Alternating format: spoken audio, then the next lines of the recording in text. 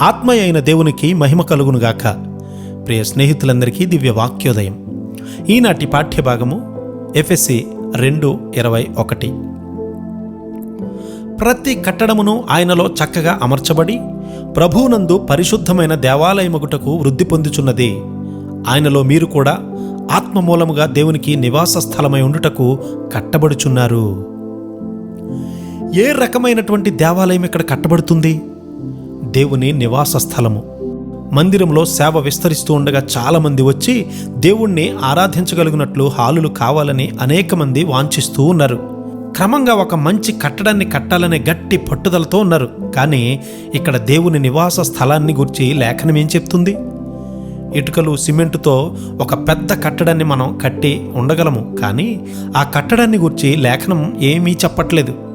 యేసుక్రీస్తు వారి ద్వారా దేవునికి అనుకూలమైనది ఆత్మ సంబంధమైన బలులను అర్పించటానికి పరిశుద్ధ యాజకులుగా ఉండునట్లు మీరును సజీవమైనటువంటి రాళ్లవలే ఉండి ఆత్మ సంబంధమైన మందిరముగా కట్టబడుచున్నారని 1 పేతురు 2:5 వ్రాయబడి ఉంది. ఆత్మ సంబంధమైన మందిరంగా కట్టబడాలి. చాలామందికి తమకు ఇల్లు లేదే అని చింత ఉంటుంది. ఒక ఆత్మ సంబంధమైన మందిరాన్ని కట్టలేకపోయామే అన్న బాధ మాత్రము లేదు. వారు ఎవరి దగ్గరైనా డబ్బు అడిగో లేక అప్పు చేసో ఏదో ఒక రీతిగా త్వరగా ఇల్లు కట్టుకోవాలని చూస్తారు. కానీ వారు దేవుని మందిరాన్ని కట్టడం నేను ఎప్పుడూ చూడలేదు. దేవుని మందిరాన్ని కట్టడంపైనే పూర్తి ధ్యాస ఉంచాలి. నేను దేవుని మందిరాన్ని కట్టడంపైనే పూర్తి ధ్యాస ఉంచుతాను.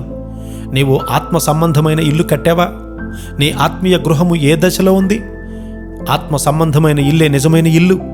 అది ప్రజలకు భద్రతను, క్షేమాన్ని ఇస్తుంది. ఒక పెద్ద ఇల్లు కట్టుకున్నావని నిన్ను నేను మెచ్చుకోను.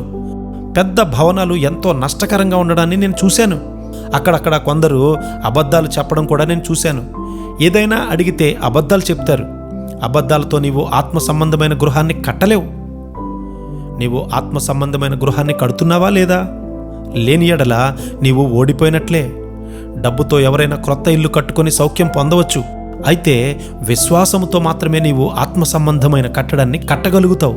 దేవుని కొరకు అలాంటి లోతైన కోరికలు నీకున్నాయా లేదా? విగ్రహారాధన చూసినప్పుడు నా హృదయము బ్రద్దలవుతుంది. నీవు సజీవమైన రాయి అయితే నీవు మరొక సజీవమైన రాయిని కలుపుకుంటావు. యేసుక్రీస్తు వారి కొరకు ప్రతి ఒక్కరికి పని ఉంది. ఆయన పనిలో పాలు పొందే కృపాధన్యత మనకును దేవుడు అనుగ్రహించునుగాక. ఆమెన్.